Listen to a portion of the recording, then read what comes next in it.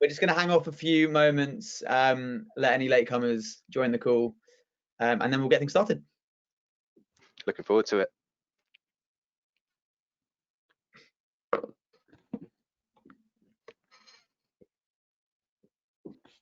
Loving the branded jumpers, guys. I think we've all come branded, yeah. Sam, get yours in shot.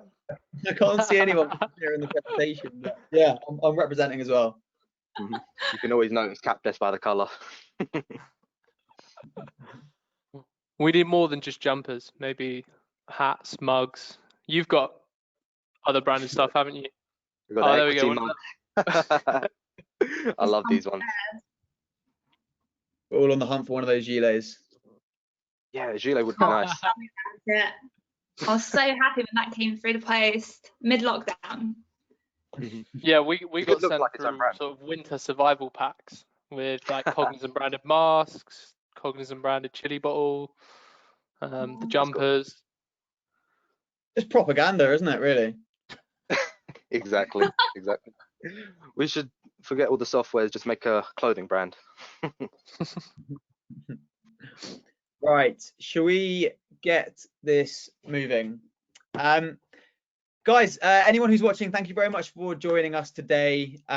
Just a very quick intro into myself. I'm Sam. I'm the MDR team lead here at Cognism. I'm going to be kind of walking you guys through the webinar.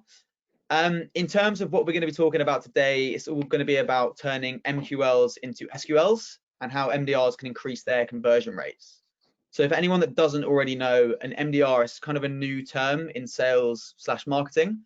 But an MDR is basically someone who actions a marketing qualified lead and tries to turn that into a sales qualified lead. So we're going to look at ways in which you can effectively do that just to improve your conversions and things like that. We do have a chat, so please post any questions or comments you have in the chat and we'll try and address them as and when they come up. Yeah, we really want to make this as engaging as possible. I've got some fantastic, I've got some fantastic panelists aside of me here. Guys, do you just want to introduce yourselves really quickly? Yeah, absolutely. Hi, guys. Just here, SDR from Confluent in London. Hi, I'm Hanan Yakub, Business Development Executive at CapDesk, Europe's leading equity management platform. And I'm Callum. I'm one of the MDRs in Sam's team, and Cognism is a B2B prospecting platform. Perfect, cool. So just in terms of the agenda today, things that we're going to tick off as we go through the webinar. First, we're going to talk about how you can kind of build out winning processes for actioning leads. We're then going to talk about identifying a good persona fit for the business, how you can prioritize leads, things like that. We're then going to move on to reaching out to different personas, then followed by looking at tech stack and how that can really, really help you in your numbers. And then finally, we'll look at tips and tricks on how you can convert leads. Hopefully they'll be really actionable things you can use immediately after this call starting tomorrow. Cool. So first things first, the winning processes for actioning leads. Obviously the process is going to be different depending on what kind of lead you're dealing with. If it's a lead that's downloaded a piece of content or registered for a webinar, your approach is going to be completely different to if they've registered for a demonstration, for example. So yeah, guys, I suppose like if someone registers for a piece of content, first of all, how are you actioning that? What are you doing from them making that registration to actually making the first touch point? Cool, I'll start. Yeah. That was my hand. Swallow the frog. Yeah, absolutely. I think one of the key things that we have to remember is actually, it's crucial to give information before you demand information from a prospect.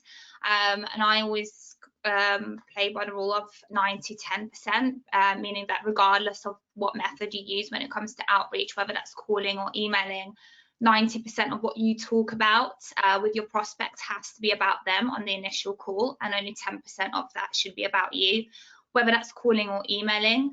So a good structure that I personally use and something that works really well for me is actually having different sequences for different personas. And I know that that's something that Sam, you said we'll dig in, we'll dive into deeper later on, but I have some super personalized cadences which, you know, are targeted at certain personas. So for example, if a lead comes in and it's from an EB, a C-level executive, someone who's, you know, a potential economic buyer, potential champion, I'd stick them in a super personalized sequence, meaning that's going to be calling, emailing, LinkedIn, and these are the top personas in the organization. You know, it's a heavily personalized cadence, and it would use initial veto emails. I don't know if this is something that you guys do. I think again it depends on the sale, but you know, it's essentially going through their annual report, looking at the organization's corporate strategies, IT initiatives, etc., and then linking it back to your offering. Now, I'm sure you guys would agree, you know, it's not very sustainable doing that for every single lead that comes in. So, you know, you have to have more of a wider campaign for the lower level personas. Perhaps it's just giving them a quick call and running through the engagement. But something that I do is a bit more generic, a sequence that actually just informs the wider population across the organization. And these are usually split by sectors. So for example, financial services versus retail versus insurance, etc.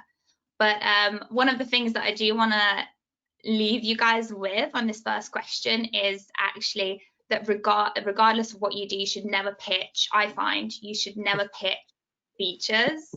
And I know lots of people will disagree with me on this. I don't know about you guys, but I think pitching features actually puts people off. And a great book on this is a book called Spin Selling. I don't know if you guys have ever read, came across that before. I love spin selling. Biggest advocate for spin selling. Yeah. Yeah, no, I totally agree with a lot of the things that you said as well, especially having like some of a process depending on the persona, because here at CapDesk, like we try to be industry leaders in terms of like knowledge. So we provide a lot of content based on specific sort of things. For example, we have a cap table guide, and depending on the type of content they actually download, it sort of dictates the approach. So for example, we may have finance leaders downloading the cap table guide because they want tips and tricks to sort of adapt and streamline their process. However, we may have employee equity guides as well that people download, such as stock option holders like yourself that just want to educate themselves and benefit and get a better understanding of the value of their equity. So depending on like what they download, it's mainly aligned with what Justa said as well. It's all about giving rather than taking. So we're big pioneers of actually just adding value constantly and actually understanding the persona and their intentions of why they downloaded things. So, and having a process in place like that, we find that phone calls work really well because it gets straight to them, and also you get to understand why they downloaded things and what their intentions are with those sort of content pieces. And that really dictates the approach and how we sort of get a little bit more technical, maybe with the finance leaders. However, we may be a lot more supportive and educational with employees that download the content. Yeah, we're very similar here at Cognizant in terms of both of those approaches, in that firstly, it's about giving before you take, and that phone is the best way to kind of action those content leads. Now, firstly, we use phone, email, and LinkedIn. But when it comes to email and LinkedIn steps, these are more suggesting other bits of content that relate to the original piece of content that they downloaded. Again, you know, that ties back to Justa's point on giving. And the point of the benefit of content to us as MDRs is that it's a great talking point, that subject of that content piece they downloaded, for us to spark a really rich conversation. So once we've suggested some content by email or LinkedIn and we managed to get them on the phone, it's all about understanding the why they originally downloaded that piece of content. When I started off in the role, I used to literally ask, you know, why, what motivated you to download our cold calling guide? And 9 times out of 10 people will come back at me and say, oh, just out of interest. And then as a team, we started jumping into kind of situational questions, which really ties into just the spin selling point. So we then go in, typically heads of sales that download our cold calling guide are trying to find ways to help their sales team have more conversations on the phone and get through to more decision makers. Is this something that maybe resonates with you? And then typically the feedback we get from that is, yeah, you know, they're really struggling to get through to decision makers at home because of the current situation, and we're just trying to find ways to help, you know, increase those conversations. And straight away, within 30 seconds, you've sparked off a really rich conversation about their challenges, which is obviously just going to create, you know, better quality leads and convert at a higher rate. Definitely. I love why. I Yeah, I love the definitely agree with the point with what you said about like actually finding out the why, because when you find out the why, the unique role of the MDR is that we work very, very closely with marketing. So understanding that why and getting deep diving into the intentions, we can relay that feedback to our marketing team to sort of improve the conversion rates, improve the content that we put out, and improve the targeting that we put out as well, because we're on the front line talking to people that want to engage with us or have engaged with us. So understanding their intentions is crucial for our marketing team as well. Exactly. Absolutely. I think you nailed it there. We're kind of on the front line of understanding the why for our prospects. If someone's downloaded your content or they've registered for a webinar, it kind of implies they're interested, or it implies that your solution might fit into their processes in some way, shape, or form. But it's still essentially like a cold call or maybe a warm call. Just on the flip side to that, if someone's registering for a demo on your website, how are you guys approaching them then? What would be your opening line? What would be your line of questioning? Are you trying to qualify them out rather than sell them the solution? What's your approach there? Hanane, I know you do a lot of that. Yeah, definitely. We get quite a few inbound demo requests as well. And this is different. This is a lot different from the content downloads as well, because it seems like they've done a little bit more research into the company and they want to find out more about the solution. So we can go a little bit more headstrong with these people and deep dive into what they actually think we do as a platform, because CapDesk is pretty unique and somewhat complicated to understand from an outside point of view, but pretty simple to explain when like on the demo. So when we're actually talking to them, it's essentially finding out why they requested the demo.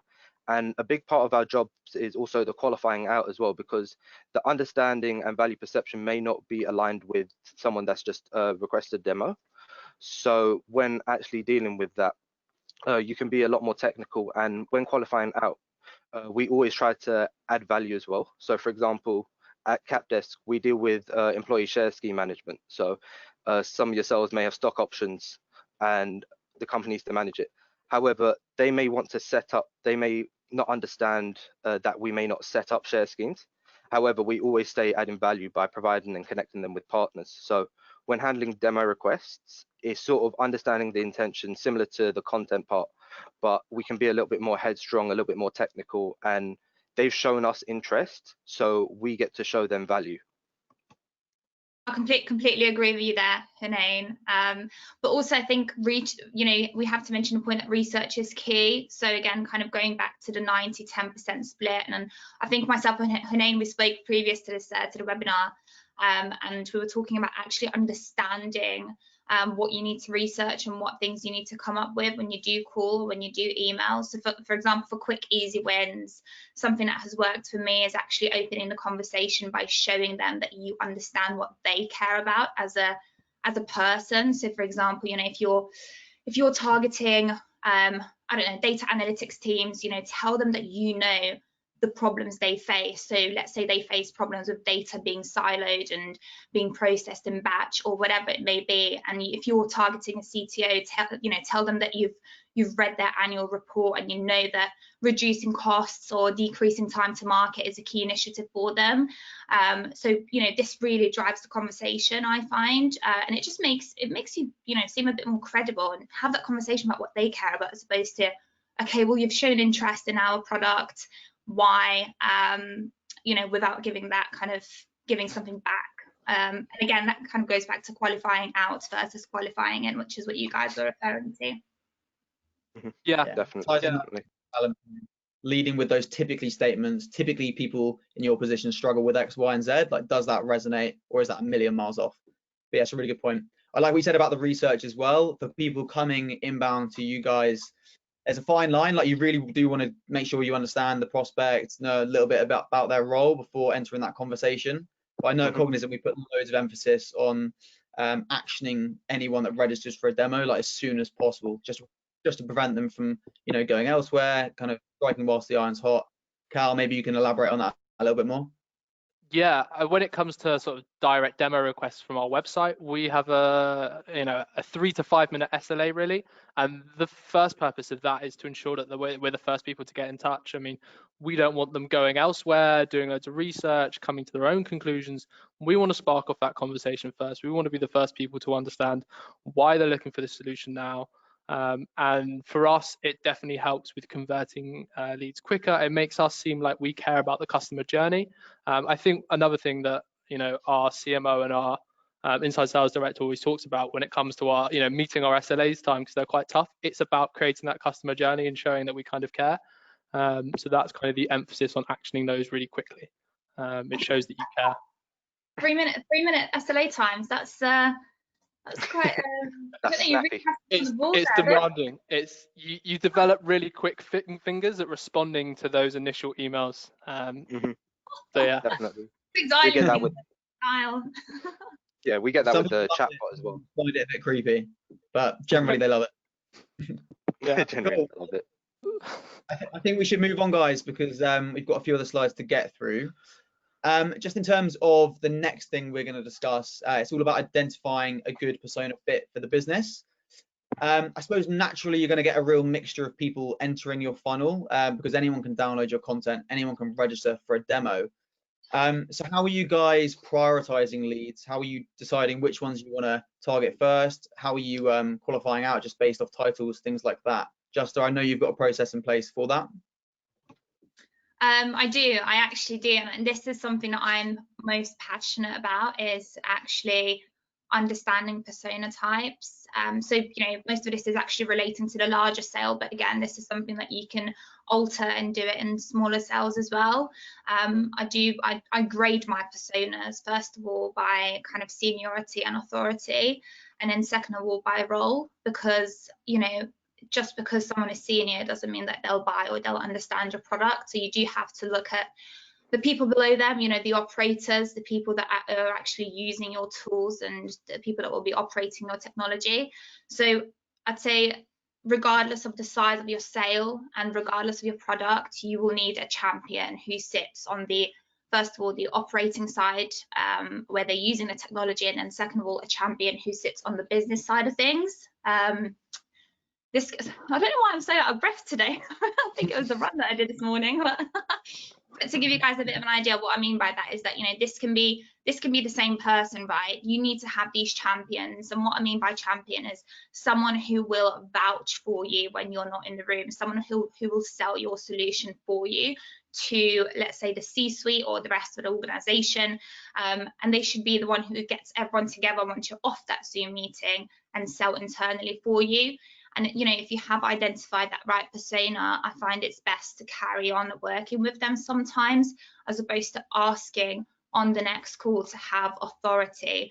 Because what you should do, and what's worked for me from what I've learned from the guys here at Confluent, the more senior guys here, not just necessarily SDRs but AEs as well, is that actually if you can dig really, really deep down to personal pain and understand what they're going to gain from this, that is key. Will they get some extra sleep at night? Will they get a promotion if they implement the solution and they solve this huge problem?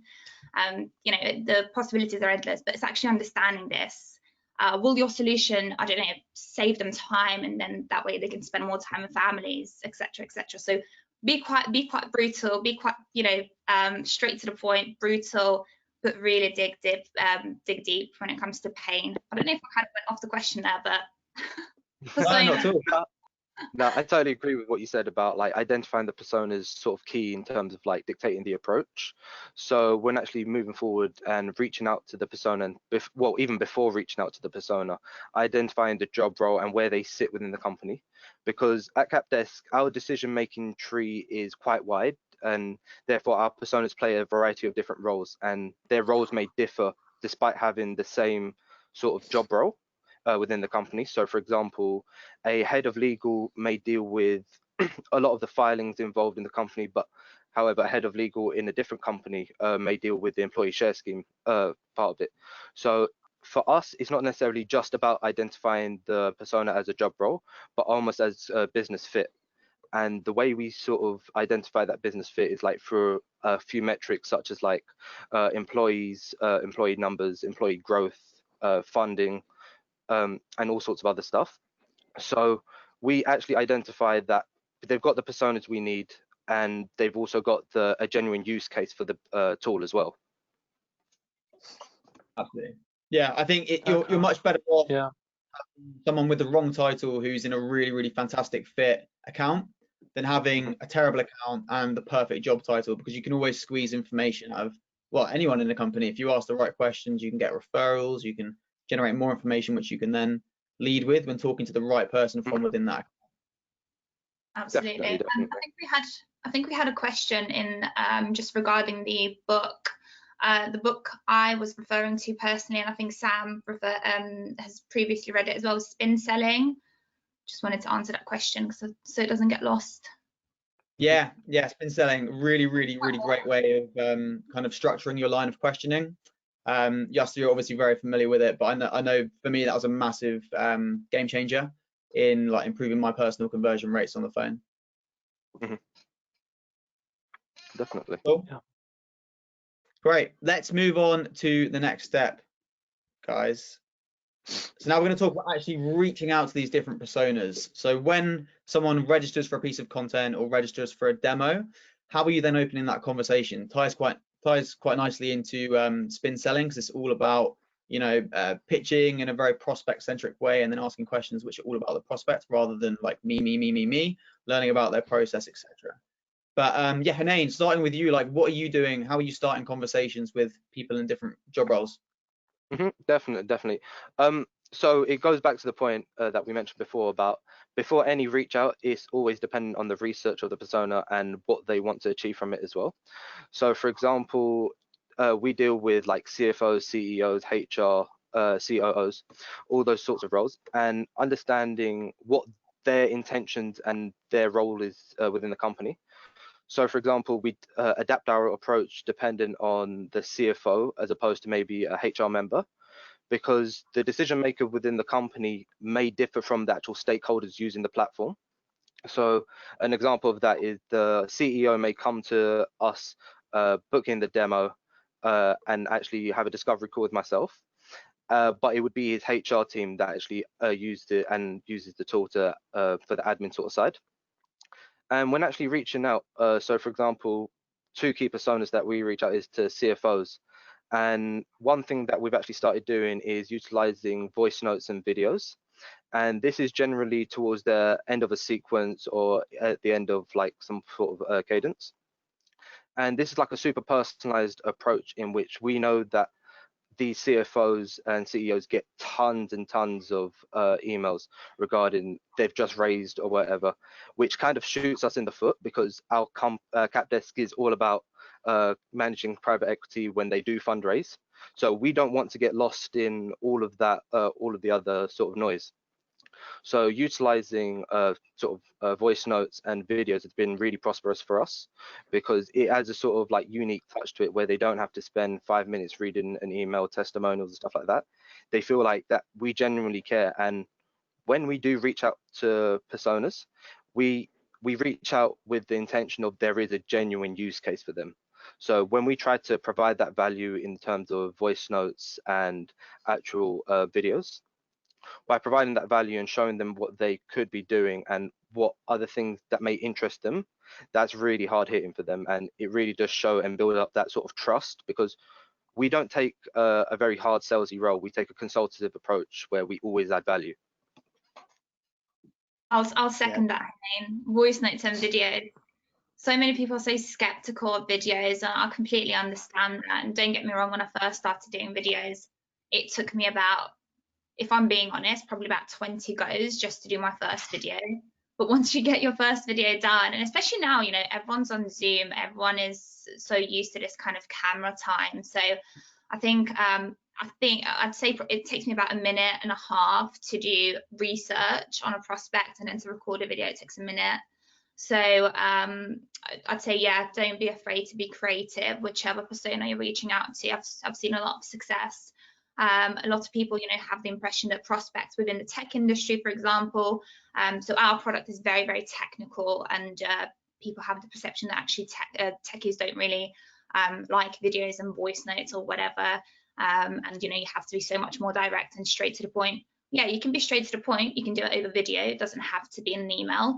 A couple of tips on that is always keep your videos to under 60 seconds. That's key. No one wants to look at your face for more than a minute unless it's a webinar.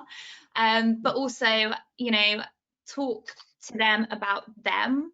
And if you're using something like Vidyard, which we'll go into later on, is share your screen of their LinkedIn profile as opposed to just having your face on the screen. There are technologies out there now that actually allow you to do that. So you can be sharing a screen whilst you're recording and have a little circle in the corner with just your face on it, talking to them about them and their role and their ambitions, etc., etc. And then voice notes, similar to Hanane, keep it, I'd say keep it, so just in a question, what do we use for voice notes on videos? I use Vidyard.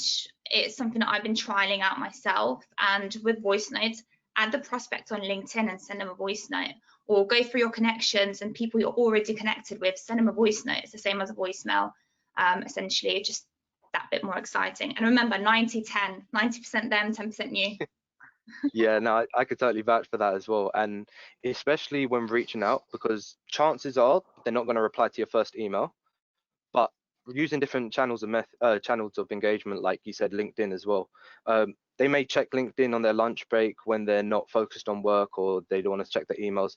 And then they'll think to themselves, they see a message coming from Hanane about CapDesk, and then they'll remember, he sent me an email. It might be worth checking out now. So definitely persistence is really key, because having that sort of being on their radar has definitely helped us, because we've tried approaches from 10 months ago, and then they've replied to that email saying, I remember your email in my inbox, and now we're at the time. And one thing that's really crucial when reaching out to different personas and just reaching out in general, it's all about timing, and that's something you cannot force with a business. Absolutely.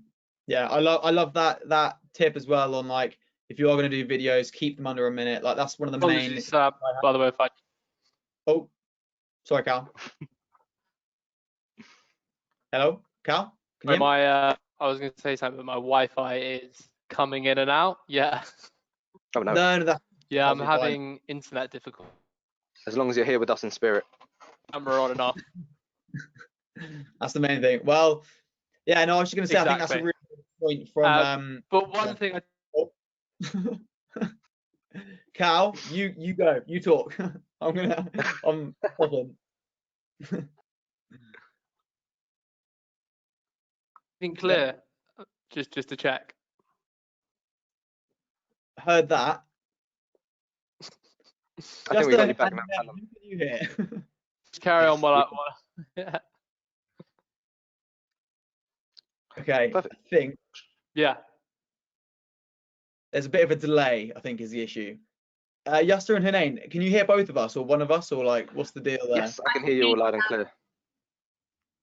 Is it me that's delayed, or is it Cal? Callum, it's I Callum. think it's Cal. Yeah. It's me. So if I webcam off, this may be better, and we'll just. Yeah, good shout. Let's give that a go. Yeah, I was just going to say, basically on what you said, Yasta, I think that's a really, really good tip, keeping videos to less than a minute, because one of the main issues I have with videos is just like, it's not really that scalable in my opinion, because I end up spending like 5 minutes on each video, and then by the time I've done that, I'm not getting very many videos done in the day. So yeah, just like out of interest, where are you guys generating most of your meetings from? Is it from like cold call? Is it emails? Is it Vidyards? Like, if you had to kind of guesstimate. For myself, it's mainly emails, which I mentioned before, and what I mentioned before about being on their radar constantly. It's not necessarily if I send out X amount of emails this week, I'll get X amount of meetings. It's almost as if it's like a cumulative snowball. So they may reach out to me, as I said, like 9 months later to talk about this. However, and they there's a lot of word of mouth going on as well. So being able to facilitate that and encourage that, and being able to be responsible to sort of live up to what they've heard about us from their friends, investors, stuff like that. That's really key. Absolutely, yeah. Have you got different cadences for that kind of thing, different sequences, Hanane? So like, yeah, will you push someone into a referral cadence, or like, how does that work? Yeah, it really depends on the type of engagement, as you said. So for example, if they download a bit of content, then it'll be a much more softer approach with providing them with more content, as like the added value point I brought up. And for example, if they're like visited certain pages, it's more for like feedback and just engagement sort of tools and things that may be interested of them. So the cadence is dependent on like a few things. It may be persona, or it may be the type of engagement as well. I see. Okay, cool. I'm the same as Hanain. I'd say emails, but when I say emails, that actually does mean having follow-up steps that do include, LinkedIn touch points and the calling as well. When it comes to emails, the best thing I find works is just keeping them short. I think a mistake, actually not, I don't think, I know a mistake that so many people make is, sending these 3-page long emails where you have to keep scrolling and scrolling and scrolling. What you should try and do is the first paragraph should be about 3 to 4 lines on your phone. So whoever looks at the email on their phone, when it pops up as a notifications, they can see that the first part of the email is about them, and it has to get them excited and interested. So for example, talk about, have they just shared some relevant information on LinkedIn? Have they just recently spoken at an at an event or a webinar in this case? Have they published a recent blog? Stuff like this, something that will make them wonder. One thing that I found works really well is if you're connected to someone on LinkedIn, have a look when their birthday is and mention that special date in the first line of an email. So my birthday is on the 15th of February. So if someone said to me, Yusta, the 15th of February is a special date, right? And then, you kind of start reading and you're like, oh, what's this about? Because that's something that's special to everyone. And yeah, throwing that in because I think that's quite creative and it works wonders. That's really good. I really like that. Definitely. Yeah. And I really like one of the points you made up about just calling them, because that's one thing that really works well for myself is before anything, if they've engaged with something, giving them a call, and if you have their number and they do pick up, you get so much information out of it. It's almost just as good to find out that they're not interested at all, rather than spending so much time trying to persuade and try and get blood out of a stone. So being on that phone call and actually just having the initial reach out while their interest is spiked when they've just downloaded something is a really good way to find out true intentions and like their sort of approach to you. Some people can be like really hostile and not want to know a thing, and some people may just want to learn more. 100%. Yeah. Yeah, I completely agree with that, Hanain. Cal, is it safe to ask what your preferred channel is, or how's the connection looking? The beauties of working from home. Before I jump in, I just want to check if even my connection is there. No. Oh, This is the challenge of working from home. Little bit you've jolty. Completely lost me. Right. Well, I'll kind of speak on what I know. What Callum kind of does. Is there any? I mean, sorry, Cal. I'm just gonna push on with like what Cognizant do as a team. I know we like to include email steps throughout our sequences for people that have downloaded content.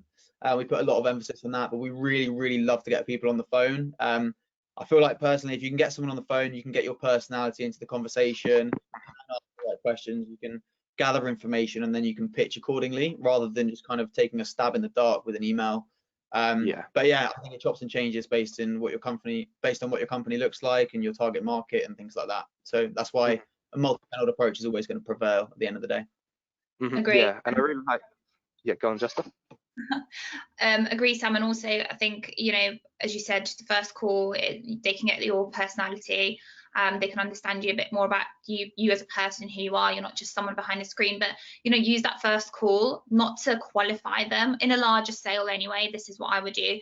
Don't use that call to qualify them. Use that call to sell them the next meeting with you, the next 30-minute slot in their calendar, and get that booked in, and then really kind of dig deeper, the why now, why anything, why Confluent, for example, on that next call. I think that works best. Yeah, and I really like that point as well about bringing your personality, being able to bring your personality over a phone call, and that's where you build the biggest amount of rapport because that's when you can give them value and you can show them that you're not going for a hard sale. You're going just out of curiosity, interest, and making it about them. So when you build up that rapport, you build up that trust, and they're more likely to give you more information and be more engaging with you. And that's really helpful for actually converting the leads, and obviously what exactly what Justice said as well about selling them the next conversation as well, whether that be a discovery call or a demo. It depends. 100%. I don't think they're going to buy from you because they like you, but I think it's definitely not going to do any harm in setting up that next meeting. So yeah, building rapport, obviously a massive thing you want to do on the phone. Definitely. People buy from people. Sorry, mate. Yeah, exactly. Right, just going to push through to the next topic. We've only got a couple more, and we're slowly but surely running out of time. The next one is just on tech. I'm sure everyone has a different tech stack in place to kind of assist with your day-to-day. But tech plays a really, really vital role at Cognism in us being able to action the leads, and especially at the volume at which we action them. Yeah, it would be great to learn a bit about what you guys are using from a tech stack point of view. Justa, do you want to take it off?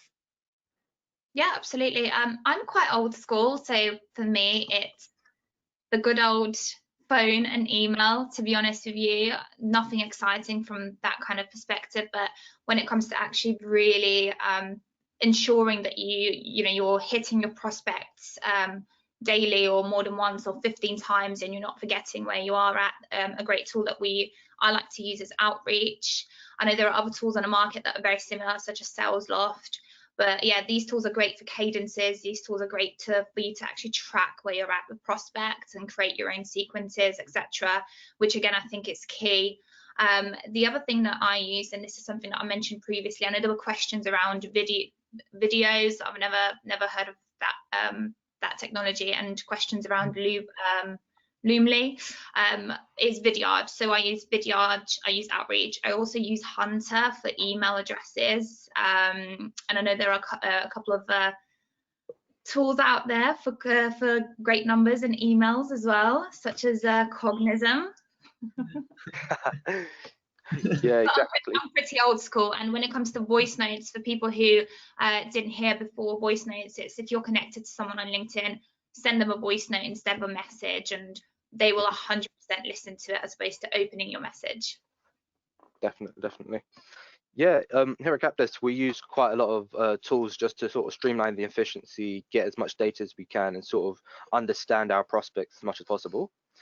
So one of the things that we use for our sort of like data and CRM is HubSpot. HubSpot's like really beneficial because it gives a really easy way to track our prospects, see where they're at in the lifecycle stage, see what data points, for example, pages they've visited, in clicks they've clicked on, all of that sort of stuff.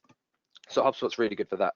We also use SalesLoft for quite a few sequences and cadence as our sales enablement tool.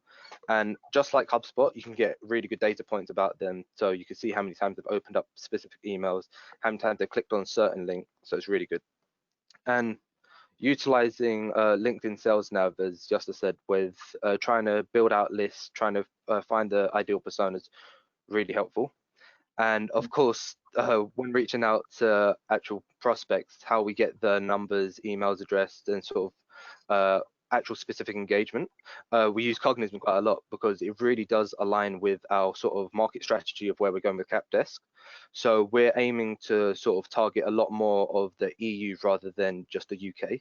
So Cognism really facilitates that with us being able to scrape a lot of the data, build out campaigns based on targeted personas, and actually push them through to having very fruitful lists. So really helpful with that as well.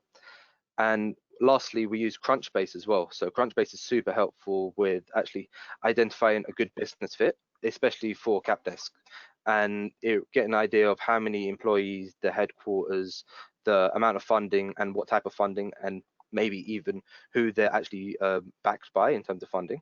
So all of these sort of tools just align and really help to create a really smooth sales cycle, as well as providing as much data as possible for us to learn and grow. Yeah, really. Yeah, I mean, just to echo what you guys said, like our tech stacks pretty similar. We use Pardo and Salesforce together to kind of generate the content leads and the demo request leads. And then we push those leads into relevant cadences using Sales Loft, which just helps us to get the volume, where it needs to be. It structures our workflow, make sure we're not missing anyone at all. But yeah, that's our tech stack. We use Drift as well to kind of manage the chat on our website. Another great way of getting some extra leads. Yes to Drift. Oh, sorry, Esther. Yeah, yes to Drift. I thought you paused, but I was going to say yes to Drift. It's great. Yeah, right. Yeah. No, Drift is really, really good. It's very, very user friendly, which is what you want. We've got a couple of questions, guys. We've got, how often would you email? I'd love to take this one. Oh, sorry, Esther. I'd love to take this one if no one else is, but I thought you paused. Internet connections. Go for it, Esther. Yeah, go for it, Esther. Take it away. With emails, one thing I'll say is, again, if you're using Sales Loft or Outreach or anything like that, it's great if you've got cadences set up for your prospects. But I'd say, you have to have at least 14 touch points in there. For a larger sale, this is what I'm used to. So I'm not too sure how it would work in different organizations, but for complex sales, I'd say, 14 touch points at least for one prospect, and that can be over a month's time. So start off with, first of all, okay, let's say a call if they don't answer, an email, which is your main email, which is the body for your email, your thread for the emails. And then second day, try a call again. Third day, connect with them on LinkedIn. Fourth day, email. Fifth day, email. Sixth day, call. Email again. Call, voicemail, etc., etc. So just don't be afraid to be annoying. Your job is to be annoying, but like in a good way, in a creative way, Yeah, definitely. I totally agree, especially having multiple touch points just so you're on that radar and you're relevant when they do come to making the decision is really helpful as well. And multiple emails really do have that, because we noticed ourselves, our response rate really spikes up on the first and last email. So having multiple emails and touch points, just adding value, really does help. 100%. We've got a couple of other questions here, guys. They're coming in pretty quickly now, which is good to see. One of the questions is, do you find people are harder to get hold of on the phone during the pandemic? Typically, yes, that has been an issue, and I would understand why a lot of people have maybe moved away from calling. If you're still using switchboard numbers and things like that. I think the key is, I'm a bit biased as a Cognism employee, but I think the key is getting mobile data. If you can actually get someone's mobile number and start calling them using that number, you're really going to stand out from the crowd, because I really don't think very many people are calling mobile numbers right now, especially with the pandemic. So it's a great way of standing out from other people. I totally agree with that 100%, because like something that we sort of noticed as the pandemic's evolved is that there was a transition period where people didn't know what to do about getting in contact with like a company number, because the company phone was in the office and they couldn't be connected. So something we've tried to stop reaching out to maybe company numbers and trying to get through the gatekeepers to the decision makers. But exactly what you said, it's crucial to be able to use something like Cognism to be able to get those mobile numbers, because being able to get that one mobile number may lead to you having a very fruitful conversation and leading to a meeting. So it's definitely gotten better over the course of the pandemic, because more and more people are adapting and using mobile numbers as a form of communication method, rather than having it passed on by like a company secretary or kind of gatekeeper. Yeah, I didn't tell her name to say that either. That was from the heart. Cool, guys, we better move on to the final section, and then we'll pick up any questions that have not been answered. There's quite a few still there. But the final thing, which hopefully is really, really helpful for everyone who's kind of tuning in, is the tips and tricks section on how to convert leads. I know I've got some which I'll kind of expose in a moment, but guys, what are your top tips and tricks which people can take away from this webinar and start actioning immediately? One thing that we're big pioneers of at CapDesk is there needs to be a genuine use case for the business for us to even try to engage and promote our sort of services. And one way we sort of do that, there's two ways that we sort of enforce this. One of them is to have a very detailed discovery call and understand their intentions, use cases, business setup, and structure. And that sort of ties into taking like a consultative approach where we aim to help rather than sell, and connecting them with partners that may be able to facilitate our sort of service offering. That's really helped a lot, and not being afraid to be open about competitors and promote competitors to a certain extent, because like I'm sure many people can understand that we're not the only business in the industries like many other businesses in the industry. So being open about competitors but being very objective about your solution and their solution, that's helped build a lot of trust and rapport with the prospects I've spoken to, and actually has led to them trusting the brand a lot more as well. I love that, Hene. Good, really good point. Building trust is key. One of the things that I like to do as well is, actually you have to understand that C-level executives, especially, are super busy. They may not be interested at that moment in time. They may be in the middle of a meeting. They may say to you, no, not interested. But actually, dropping them a message or giving them a call, and if they tell you they're not interested, saying to them, look, I know as CIO, you personally are extremely busy, but would you feel comfortable sponsoring a conversation with someone within the enterprise architect team or delivery team, or whoever your audience is? Another thing that I find really useful is, and this is kind of, I know the question is kind of converting leads, but this is the beginning of lead conversion, when you're actually trying to convert the customer to have the conversation with AE. And if it's someone that your AE really wants to speak to, be creative, offer them a Costa coffee voucher or whatever it may be, and say, let's have a coffee break meeting or something like that, as opposed to making it sound too formal and too time consuming. And then the other side of that is, which links in nicely with one of the questions that I've just seen on, someone just asked, with the view of disqualifying people out, how do people handle this over email if you can't get hold of them on the phone without actually committing to a 30-minute call? This will help your lead conversion, because you need to be able to be to disqualify in or disqualify out.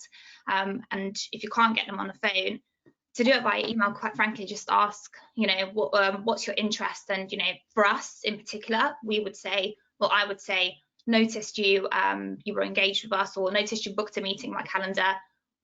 What is the main reason you wanted to have a conversation, first of all? Second of all, can you describe your Kafka use case, because that's the technology we're built on? Can you describe your Kafka use case in a few sentences for me via email, so I can allocate the right resources to the call? Again, you're not allocating any resources, it might just be you, but it makes them feel a bit more special. And so that kind of links in with qualifying out and the power of why. And another book for those people who actually read books is Simon Sinek, The Power of Why. I'm a really tough qualifier, and I believe that a lead that you pass to an AE has to be super qualified, and that will more likely convert if it is super qualified. If you've got answers to 3 questions, why anything, why Confluent, let's say your solution, and why now, that is key. When I say why now, what I mean by that is, okay, when is this project starting, or when do you have to finish this project by? And they tell you it's July. Okay, well, why July? What happens if this project ends in August and you complete the project a bit later? How does that impact the business, etc.? So the why, and really digging deep into that is key. Mm-hmm. Definitely. Really good way of finding the pain and then digging into the impact of that pain, just to create a bit more value.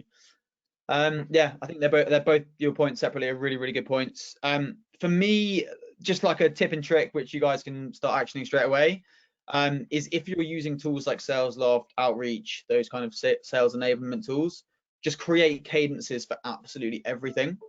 So like, if you speak to someone and they just say no, stick them in a cadence. If you speak to someone and they ask for more information, put them in a cadence. If someone refers you to someone else, put them in a cadence, and have different cadences for each one of these different outcomes, and that'll just help you improve your overall conversion for these leads. Like, they don't grow on trees. These content leads are slightly warmer than just like cold leads. So if you can kind of optimize the way you're reaching out to them and make sure you're making the most out of every single lead, it's going to make the difference between you hitting target and not hitting target potentially.